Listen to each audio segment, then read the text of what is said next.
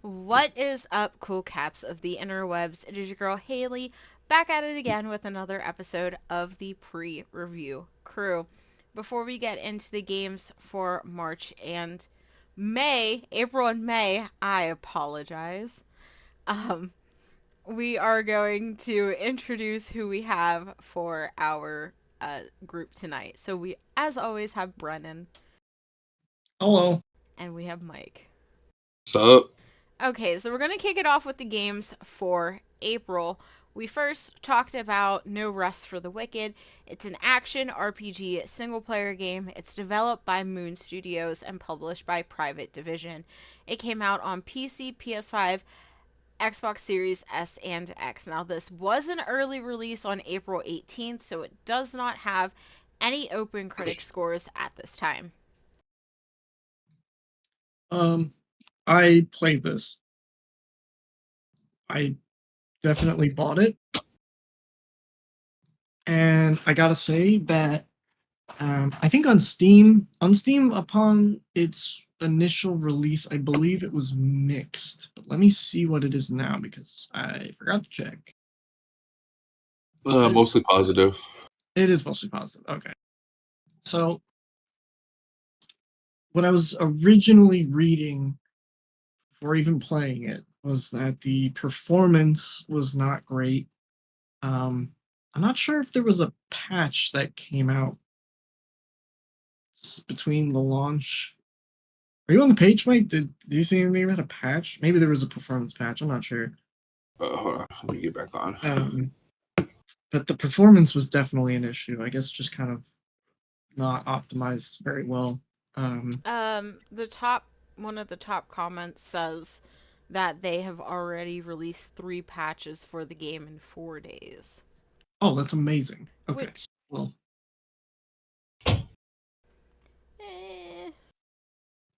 I mean, that's actually great. Like, some developers take months to put out a performance patch. yeah, I get it, but at the same exact time, I'm also like, shouldn't it have been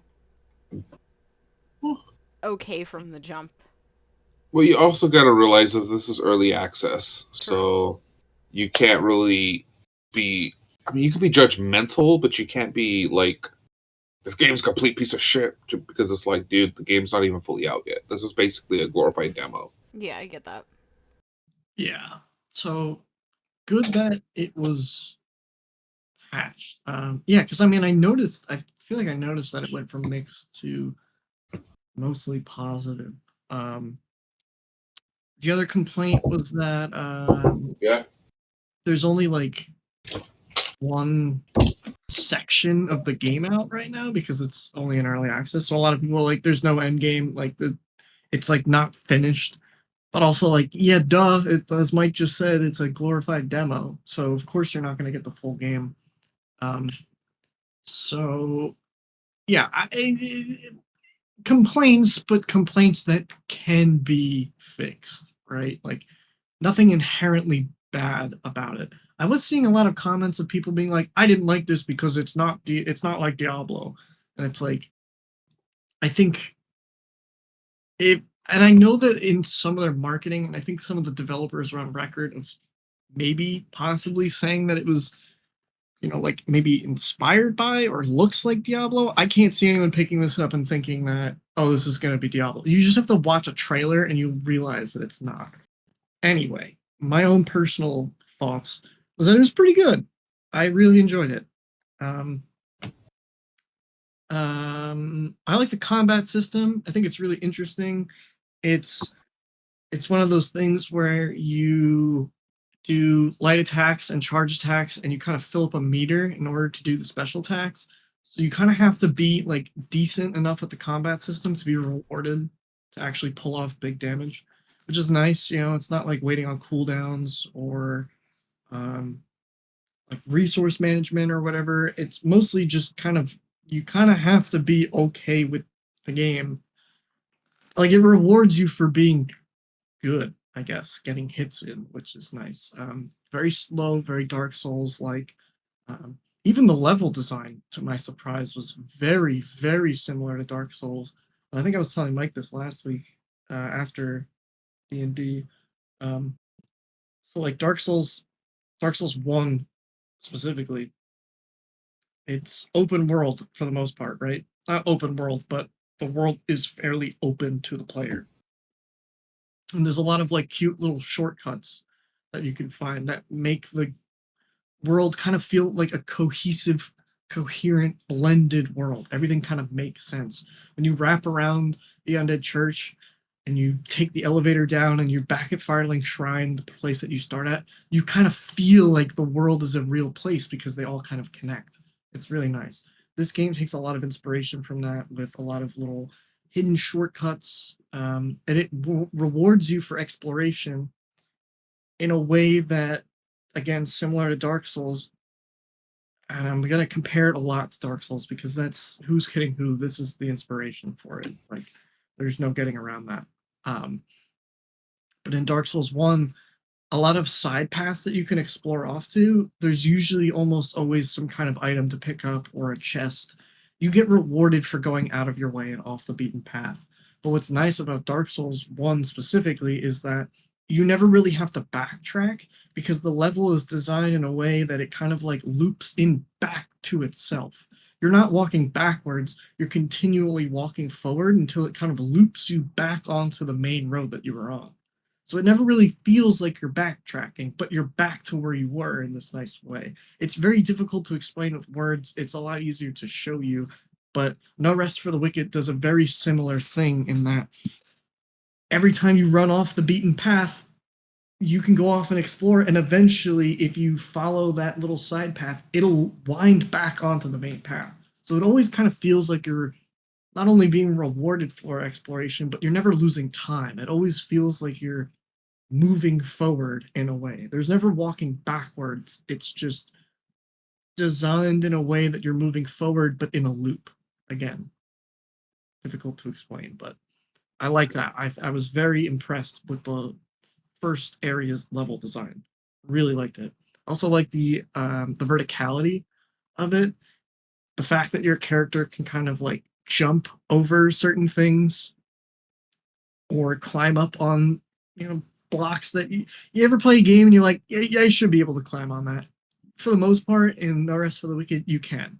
I think that part of my issue is that the camera, because you're not able to move the camera, like rotate it in any way, it's kind of sometimes difficult to see like depth perception. Like if I'll fall off, if I try to climb on this, or like, is this even something that's climbable? Again, depth perception. Maybe I'm just stupid, but um, it's not a perfect. It's definitely not perfect. But again, I just blame the camera, which I feel like is not. I don't think has any game really gotten the camera perfect. Um, but overall, fairly happy with it, and I'm definitely excited to see where it goes because I think this has a lot of potential. Not like mainstream potential, like I don't think that this is going to be the next big thing, but I think for someone that is looking for a somewhat unique spin on the typical Souls-like game, I think that this might scratch that itch for these people because it definitely, for me at least so far, scratched that itch. So I would I would give it a big old thumbs up, solid thumbs up, whatever that means. But we just kind of have to wait and see where it goes. I think the fact that developers are already kind of rolling out performance patches, just patches in general, is a good sign. Hopefully, they continue that and, kind of drip feed content in a pace that isn't crazy. Because I feel like for stuff for Valheim, Valheim, we've been waiting for a long time for like new portions of the world, and I believe Valheim is still also in early access. I could be wrong about that, but point is I just hope that they have a solid roadmap, and I'm looking forward to seeing what they have next. That's Yeah, it. Thank Valheim. you. Thank you for coming Valheim's in. in early access too. It is, right? Yeah. Okay. Yeah. So like, it's that's it. I recommend. I think it was good. Yeah, I know a few people who played No Rest for the Wicked, and they also gave it thumbs up. Um, like you said, it scratches that Souls itch, that that From Software itch. Um, and I think it's something good to play until the Elden Ring DLC comes out later this year. Yeah. Uh, Yeah. Definitely. Definitely. It's just I have a lot of faith in them because these guys did Ori, and Ori is I wouldn't say like the biggest indie smash hit, but it's really really good. It's it's up there. really good. So like hopefully this gets that same treatment, and I know hope it will. It felt like a lot of love went into this. Hmm. That's really all I can say. I like the art style. I like the main hub. I like the character and like character interactions so far. The cutscene's really cool. The story is interesting enough where I'm like, okay, all right, I get it. It's not gonna win any awards, but it's decently thrilling enough. Yeah, overall, pretty good. Pretty good. Pretty good. Pretty Yeah, good. yeah, I'd say so. Nice. Mike, you have anything to add? No, I mean, so far it looks like a pretty solid game. It has its faults. I know there's like some quality of life things people have been criticizing, but I mean, it's in early access, and from what is being shown right now by Moon Studios, it looks like they've got something on their hands that's gonna, really, really shine when it does come out fully.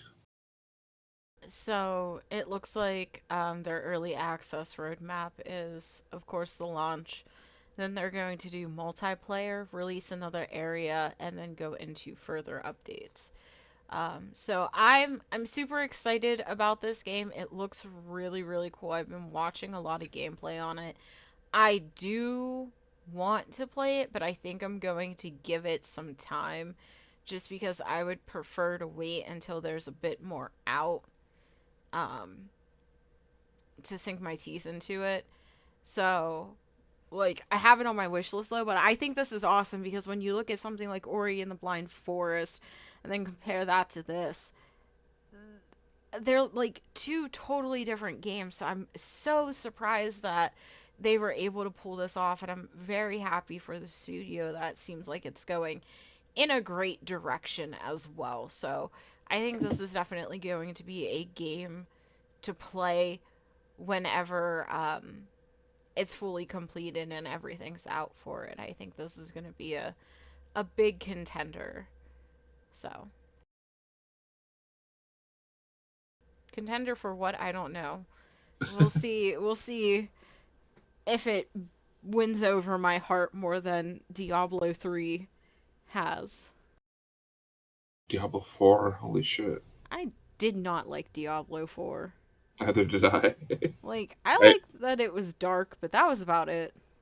I only played it because my friends and my brothers got it, and they were like, "Bro, we gotta form parties," and Mm, otherwise, I never touched that game. yeah, I So, I haven't really touched it past the first season. But speaking of games in a desert, we're now going to talk about Sandland. It's an action RPG and single player game developed by ILCA and published by Bandai Namco. It came out on PC, PS4, PS5, and Xbox Series S and X. It released on April 26th and currently has a 73 top critic average with only 52% of critics recommending. um, I kind of figured it was gonna score around this area. I feel like, Sandland. Out of all of Akira Toriyama's properties, I feel Sandland is like the least appreciated. It's the one nobody knows he did because I think it came out after Dragon Ball. Um, if I'm not mistaken.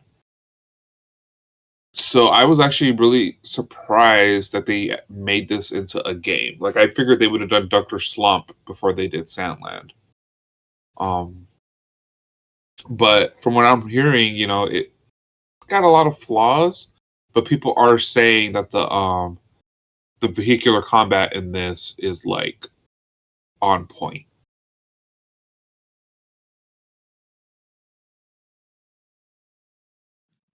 Mad Max.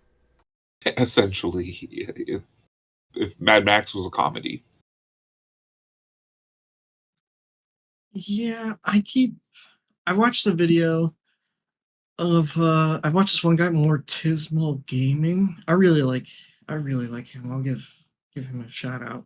Um his impressions of it, because I haven't really, I mean, I've read some of the reviews for this, and it just felt like everything that he was talking about in his first impressions echoing with all of these critics. But the vehicle combat seemed like it had a lot going for it, but the land combat was kind of simple, kind of boring and stale. The pacing for the story was also kind of a bit strange. I'm not exactly sure how, but again, that's something that I keep seeing in these reviews.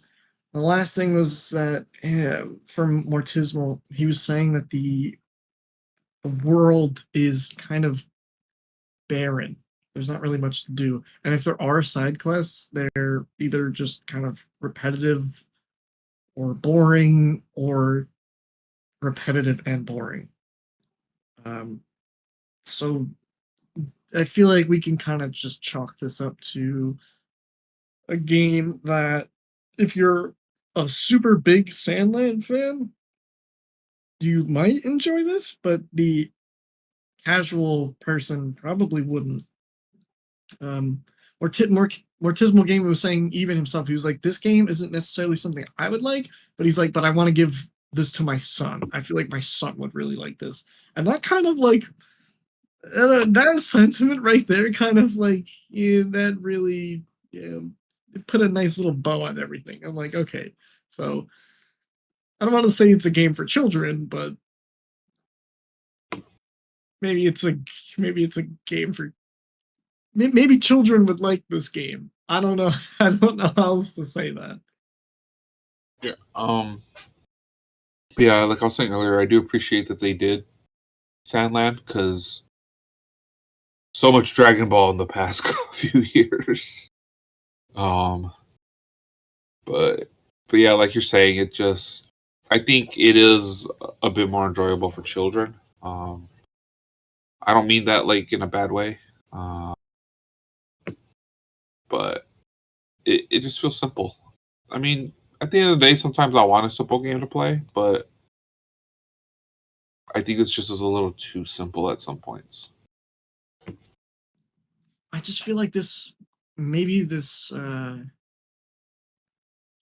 don't know, to me, maybe, I wonder if like the only reason this is even as successful as it is just because of Toriyama. Just literally Probably. just because Yeah, of his art. Where something like Dragon Quest is, yeah, okay, Dragon Quest looks amazing, but it also plays amazing. This just kind of looks amazing but doesn't play amazing. It's missing that other half, that like core of what is Sandland, and I don't really know. There's only like, how many chapters of Sandman are there? I looked it up, and it was like less than like 20 or something. It was like a really short run. Like, there's not a lot there. yeah, I think it's like. Hold on, let me check. It was really short. Because I read it on Shonen Jump when it came out. So like, how Eight could chapters. No, eight 14. 14. Sorry. 14? Okay, I like, mean, with, regardless, it's not a lot to go off of. yeah, it's not really a lot to like. It's not a lot at all. I mean, and I understand that they're probably expanding on the story, but there's not really a lot of source material to begin with. I don't know. It's just, part of me just kind of wonders that maybe this is only getting high-ish scores because of Toriyama. Like, if you took Toriyama out of this, would it score the same? And I'm gonna guess no. Yeah, I feel the same way.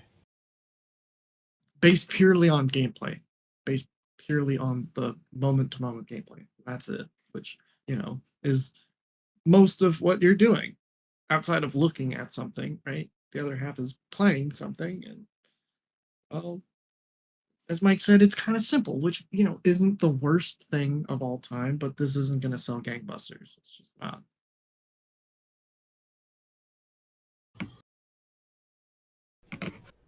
Yeah. I have no comments because I could care less. Wow.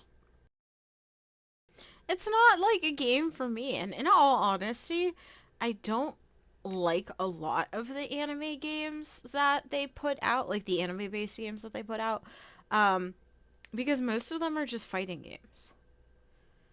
That's Dragon true. Ball. Yeah. My ass clenched for a second there because I thought you were going to say you didn't like Toriyama's artwork, and I was going to leave. I was just going to leave the group. Like, I was No, going to quit on the spot, like on air. it has nothing to do with the artwork. It's just like a Yeah, lot of the good. anime Good. games are just fighting games.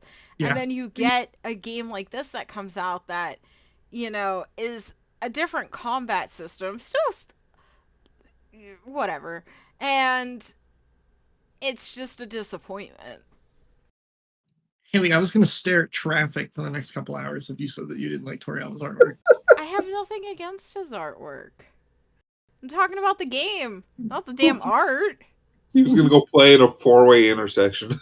Yeah, really. In Minecraft.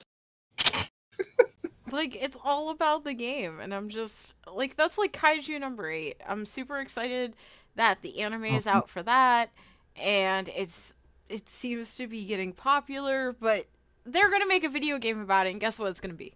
It's gonna be a fucking fighting it's game. gonna be it's gonna be an arena fighting game, baby. Woo! And I'm Yeah, gonna because sit there and be like, what the fuck? other than Sandland, the most recent anime game was Hunter x Hunter, and that's a fighting game. Okay, Like, but that actually looks kind of cool though. Did you see gameplay for that? That looks Yeah, I kind of saw the good. gameplay, but I'm Yeah. just saying, it's like it's a fighting game! Haley's right. Like a lot of anime games are fighting games. Motherfucker. Okay, well that's just because Battle Shonen's a big thing. You think Fruits Basket's gonna have a video game? What are you gonna do in Fruits Basket? I'd play that shit. I love Fruits Basket, Oh man. my!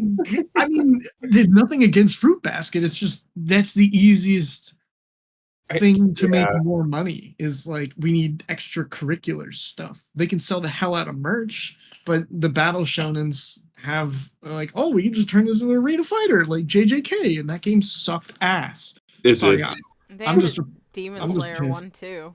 The demons, yeah, like, That would also suck ass. ugh. Like, I get it. Those ones are popular and that's what's going to sell, but it would just be nice if they would put something else out. Like, I don't know, do like a Catherine almost and give me like some sort of puzzle game. Like, I'd take that anime themed any day. Dude, Plenty of shojo for them to go off of, or even harem shonens. Like, just give me something else. if they don't if they don't make an arena fighter, they make a really shitty RPG gotcha. It's like one of the two. You get nothing. You either get shitty arena fighter or shitty gotcha. Have fun. God, You mentioned Fruits Basket. I want a Fruits Basket fighting game now. Oh god, that reminded me of like the Mortal Kombat mod that takes all the Disney princesses and fights each other. That's the greatest thing I've ever seen. Oh yeah. anyway, the talking about fighting games, we are going to kick it over to the last game for the month of April, and that is Stellar Blade. It's an action adventure single player game. It's developed by Shift Up and published by Sony Interactive Entertainment. It came out on PS5 on the 26th of April with a 82 top critic average and 84% of critics recommending. My only complaint in this game, and for some people it's not going to be a complaint, Damn them jiggle physics. Say that ass. I'm sorry. I was telling Brendan before we started recording. Like, I'm seeing good reviews, but I know why everybody's playing this game. Like, I get it. Yeah, Jiggle I'm not physics. gonna. I'm not gonna lie. There's a reason I picked it as a preview last month. I just. I'll admit it. I'll just. Why her clothes gotta look like they're painted on? Probably are. I even saw a YouTuber play this, and that was like his title of the video was "You know why I'm playing this game." Like, I mean, okay. In all seriousness, though, the combat does look good. It's a little simple when you compare it to like I don't know, maybe Devil May Cry. Even though I know this is supposed to be more like Nier, I think the main director said he was inspired by Nier for this game. But from what I'm reading, aside from the sexy protagonist, um, people are saying the combat is pretty fun. Um, but at the end of the day, there's better action games out there. I mean, you got Devil May Cry 5, Bayonetta 3 came out last year. So I mean, if you have a PlayStation, if that's all you got, I mean, pick this up. It's supposed to be pretty decent, but I feel there's better out there. That's kind of a lot of what I'm reading. Like I'm reading a lot of comparisons to Nier and a lot of comparisons to the story and overall world. It's like the combat may be good, but the plot, world building, setting is just I I guess it just doesn't hit people like Nier Automata especially does. Automata? I yeah, Automata. Automata. I don't know why I questioned it the first time. Anyway, I want it on the record that Shift Up is the same studio that made Goddess of Victory Nikke, which is say it with me, it's a shitty gotcha game. Um and it just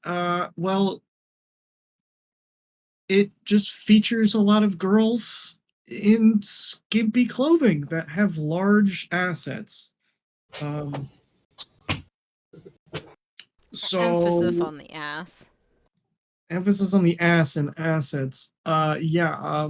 So I do think it's kind of interesting that a company can kind of go from this like weird shitty gotcha. And I'm sorry if anybody likes gotchas. I'm just No, I I'm just don't. not into most of them, especially when they're like thirst traps for your money. Uh, Yeah.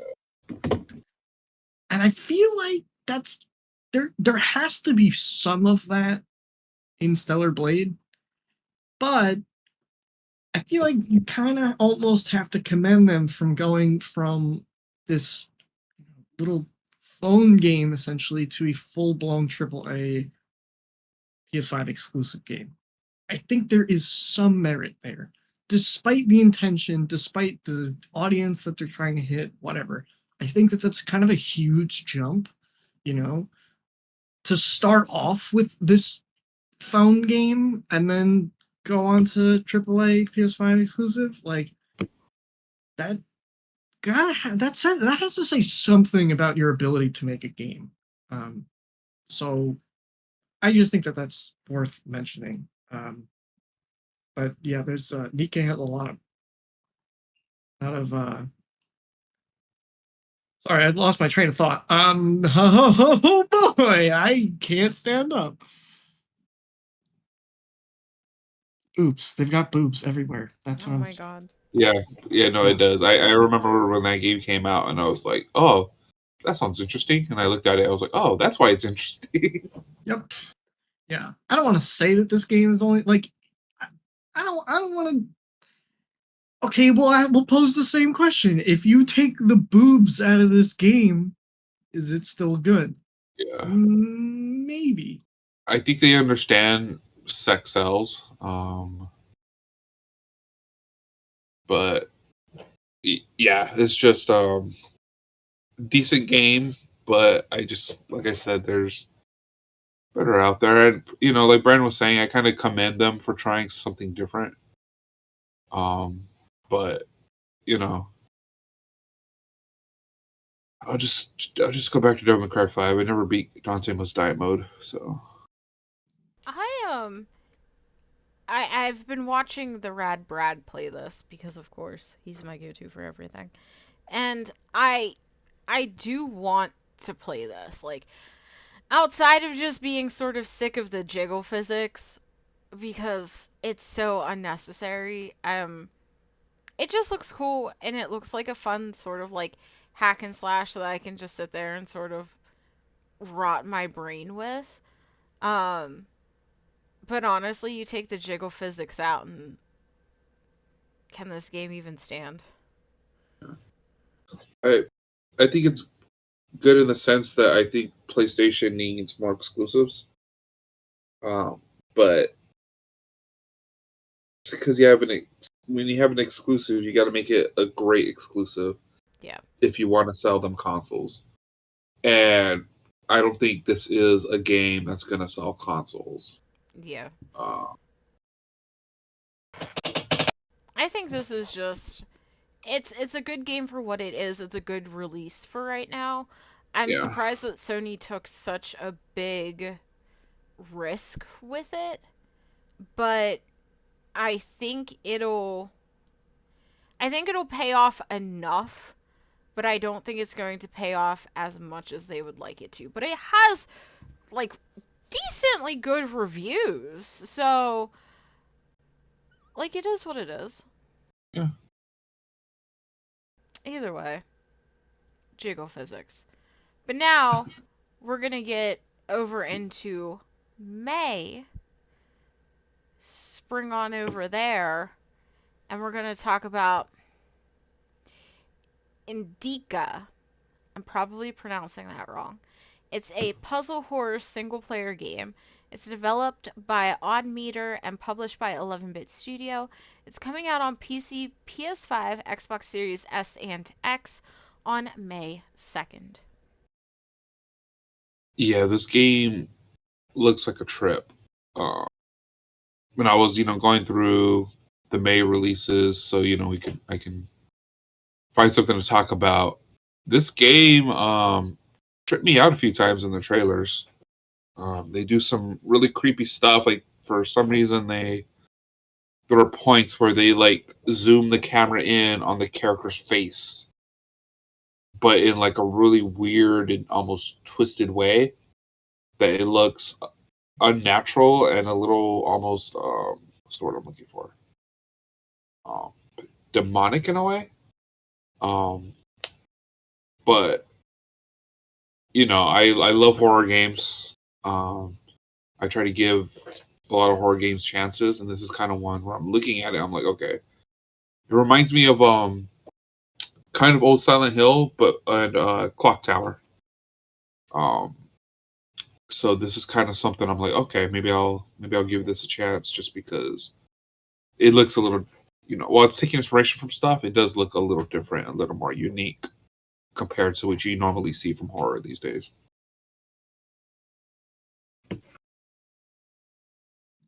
I think this looks absolutely just crazy insane.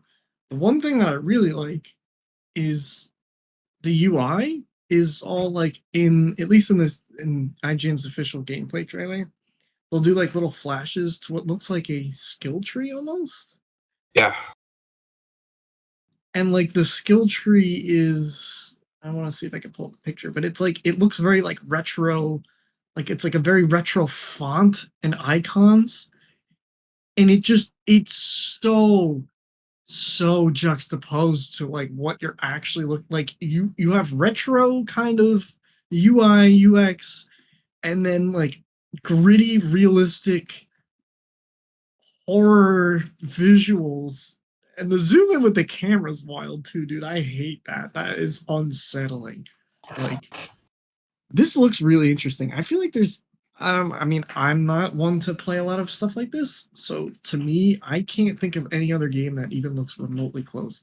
I guess the one thing I was like, this did kind of remind me of the original Senua's Saga Hellblade, in that like it's very it's just kind of like a third person action or like adventure game where it's,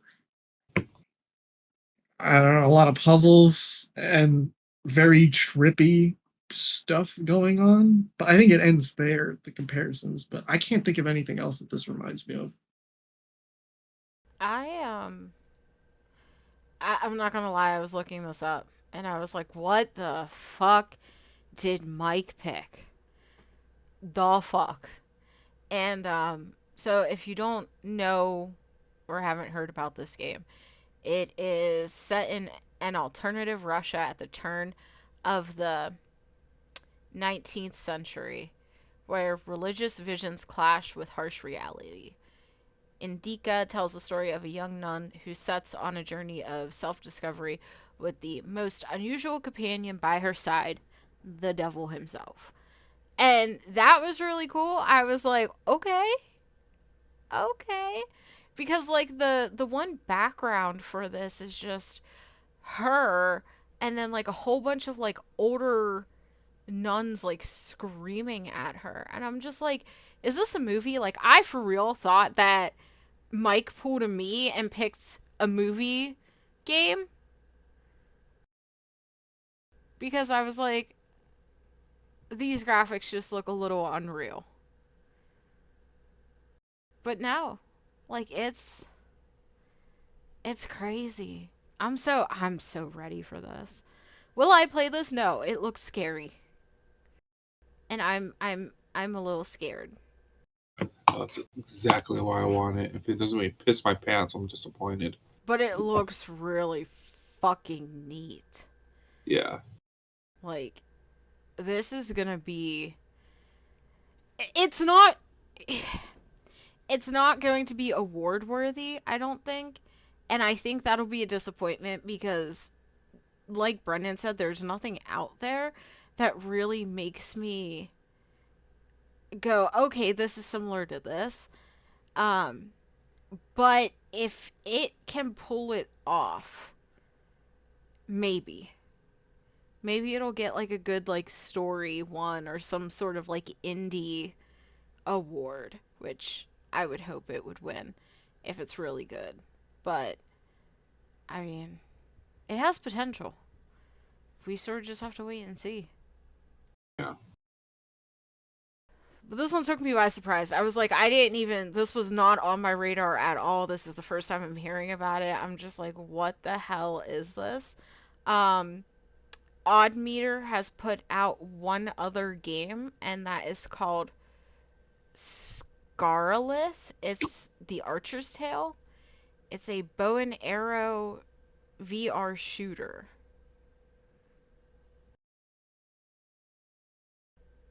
Okay. Interesting. So I guess we'll see. I don't know. Yeah. I'm excited. I'm hoping it does good. But yeah, like you said, we're just gonna have to see it. See what the people think. Slay. So, going from one horror game to the next, we're next going to talk about V Rising, which isn't as scary, but I mean, vampires. So it's a survival open world single and multiplayer game. It's developed by Stunlock Studio and published by Level Infinite.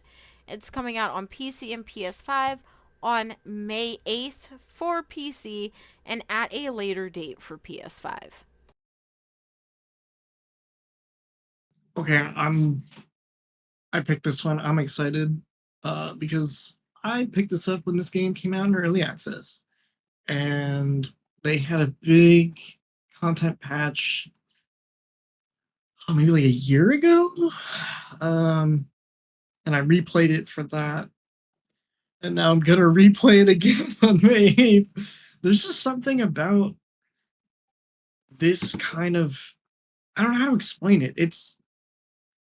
sure, it has a lot of the tropes of the common survival crafting game, but I think that the addition of the vampire aesthetic really does change it a lot.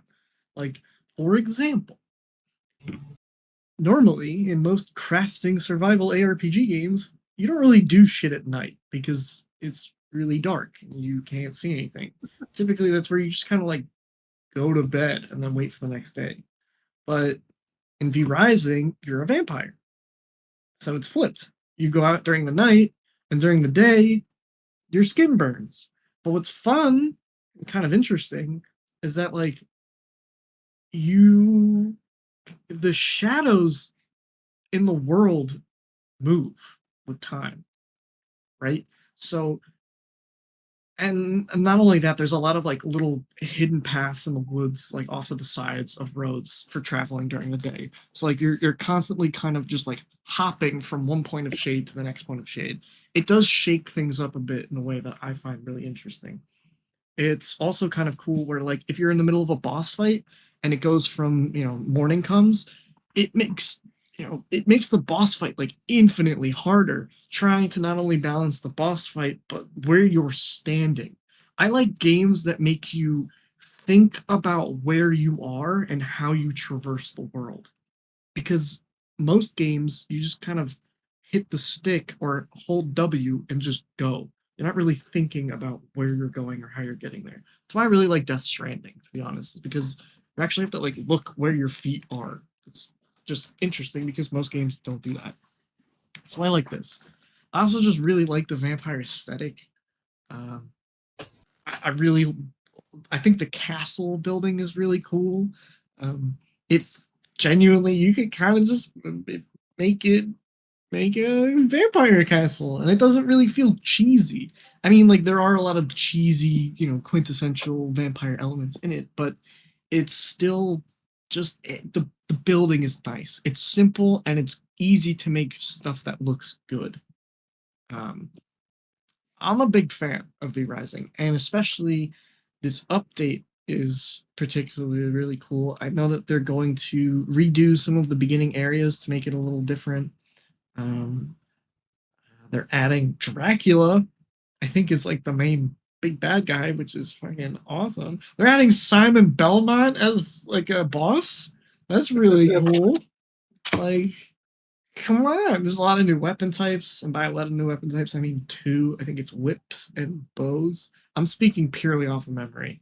Um, all of this is to say that I'm very excited to see what they're doing next with this big patch and the final release. I'm I've just been really excited for this for a while. I've always really wanted this to have its 1.0 release, and it looks really sick. I'm not gonna lie. I really just I'm kind of just like a big shill for this game at this point.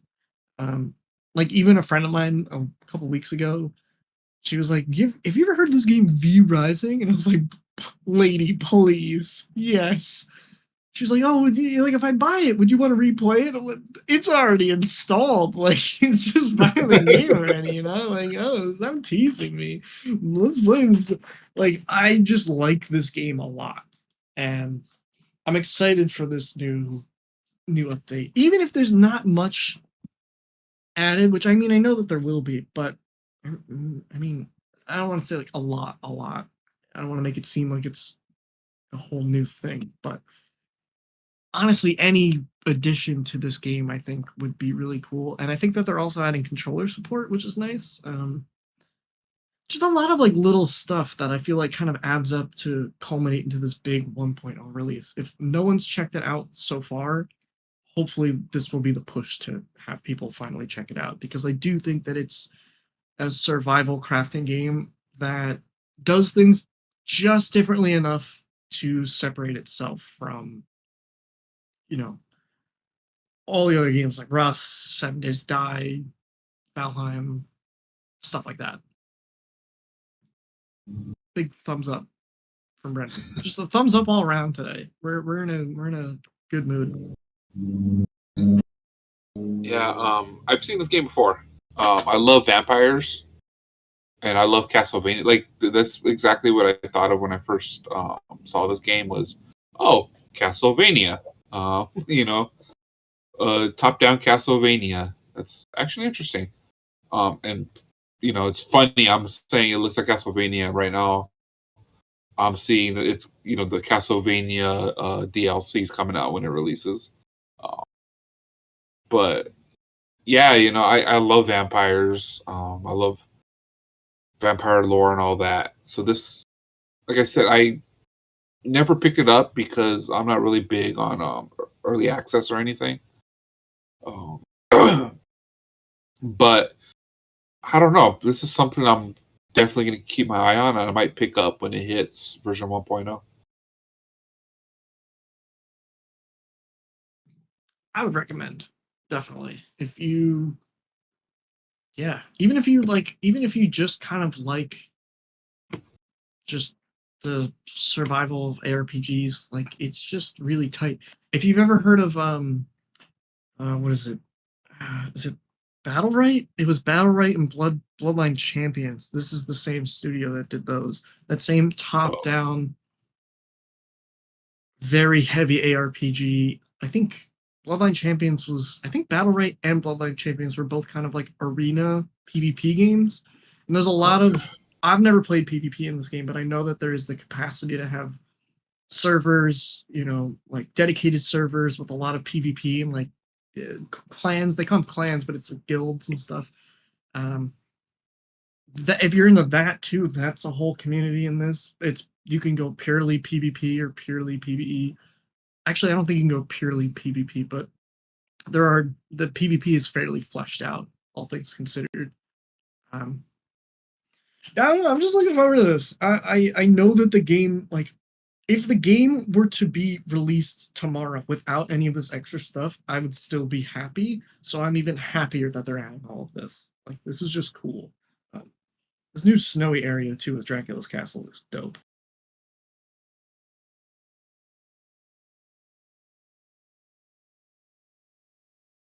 It looks pretty good. I Uh, think definitely one we should be looking forward to. I'm convinced that you guys were all Team Edward when Twilight came out.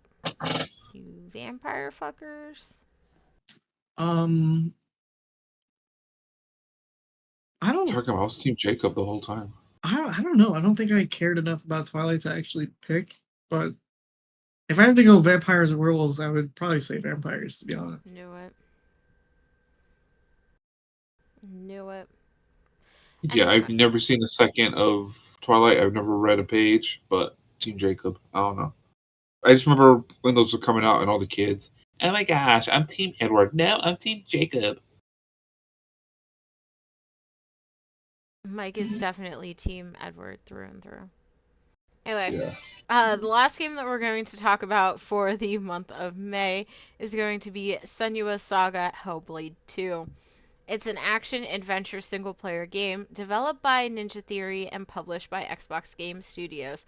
It's coming out on PC and Xbox Series S and X on May 21st. I this the first game was something. It was something. And that's something in a good way. Um sorry. I'm trying to like pull up the page, but I I I've watched a lot of gameplay videos of the first one and a lot of like theory explaining videos because it's just very very deep um with how it covers mental illness like in this time. Um and I think that's really cool because that's not something that somebody has done before. Um like who thinks to put mental illness in a Viking game? So, I'm excited to see her go on this next journey of hers and what she has to encounter and face. Um, like it's so fucking cool. So yeah. Um, yeah. I never played the first one.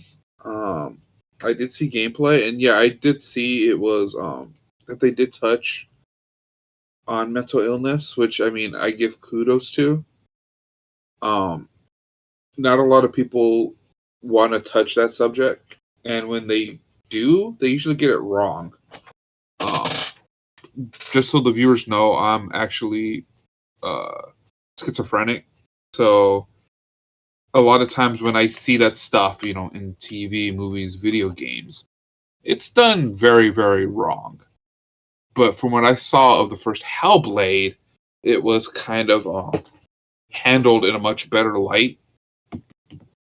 They really got a lot of stuff where watching the gameplay, I was like, okay, I can really relate to that. And I'm like, okay, people can see what it's like to live that kind of life. Um, so this game, I'm kind of interesting to see where they take it. When I was watching the trailer a couple days ago, I noticed, there's segments where everything just goes really dark, and red is like just the primary color, of everything around you. And I was like, okay, they're gonna probably play with the themes a little more. And I'm kind of curious to see how they continue to touch on, what can be such a touchy subject. I'm it's deep. Like nobody thinks to do video games about mental illness or that have mental illness set in a time that was like far, far ago. And I think that is just so neat and so cool to see how that can play out in this world. Um, especially something like Iceland. So I just, it's so cool. And it's gorgeous. It is fucking Yeah. gorgeous. So I'm so excited to like see the gameplay of this and see how they just bring everything to life and like the the vibrancy of it. I think the only downfall of course is that with an impossible. sorry, the game keeps or the video keeps playing really loud noises at random times.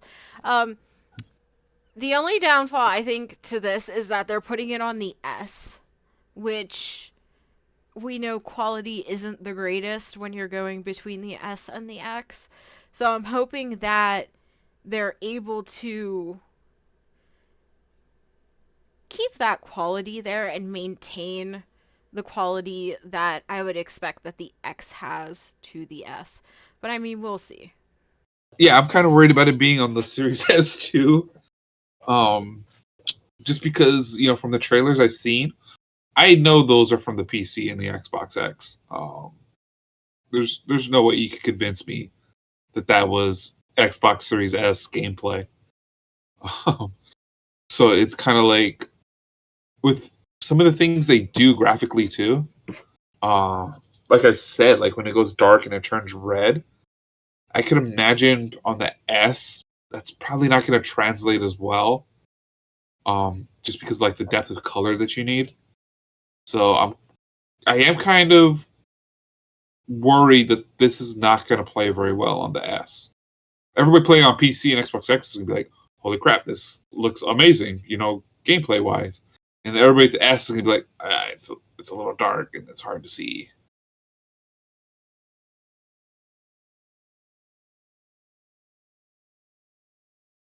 Brennan, you have any comments? This game looks scary. I the first game looked really good, and I'm surprised. Not surprised. I'm glad that it got the praise that it did. And to be honest, while you guys were talking, a lot of what I was doing was just reading through the comments of the YouTube hellscape that is the comment section. But a lot of people were very, very, very excited for this. So I feel secondhand excitement for these people. Um, and it just also looks near photorealistic, which is kind of insane. I feel like we're getting to the point now where like almost every other game comes out, we're like, this is the best looking game ever, and we're just gonna keep going, which is fun. I like that. Also, genuinely on a real point, I do like how it pays attention to mental illness and touches on it. And even Mike saying before that he was seeing certain scenes and relating to it, I think that's a really strong and powerful emotion to feel, especially by a video game. Just being seen in general is just a feeling that cannot really be understated. So I'm glad that people that have dealt with schizophrenia in any capacity can kind of get that seen feeling, have that relation. Um, yeah, I'm just thinking of it. When I played Final Fantasy VII, I got big like depression vibes in a way, and I related to a lot of what that game had to say. So I like it when people can get felt, not felt. Jesus Christ. I like it when people can get seen and felt. Who knows? Stellar Blade, am I right? Um, Oh my god. yeah, how can I just had to echo that sentiment. I know we talked about it, but like, yeah, I'm here for that. I don't want to just talk about how good the game looks. I think there's a lot more going on under the hood, and there very clearly is. People are, I feel like you don't really get a lot of genuinely excited YouTube comments like this. Like, these people seem really, really happy, and that's good. We're gonna keep it that way. I'm I there's nothing else like this game out there. And I think that is what makes it so interesting. Um and I'm curious to see. I was reading a little article on IGN and it was talking about how Sunua now sort of takes the fights from inside of her head to outside of her head, and she is now working with the voices that she hears instead of against them. Um, and I'm curious to see how that plays out and how that works out and sort of how she has developed after coming to terms with her illnesses and with who she is. And I'm very curious to see how she has grown and what she has grown into as well. Um, so I'm excited. I'm really excited. This isn't something I would play. It definitely looks I don't want to say difficult, but just the gameplay doesn't look like a game that I would like at all, but I'm very excited to see people play this and experience the story alongside them because that's what makes me so interested in this game is the story. Um and of course it's Xbox console only because Microsoft now owns Ninja Theory. This is a game, if I don't play, I'll at least watch a little bit. But that is our wrap up for April and May 2024. We are going to go ahead and kick it over to some final thoughts on the games that we talked about for these 2 months.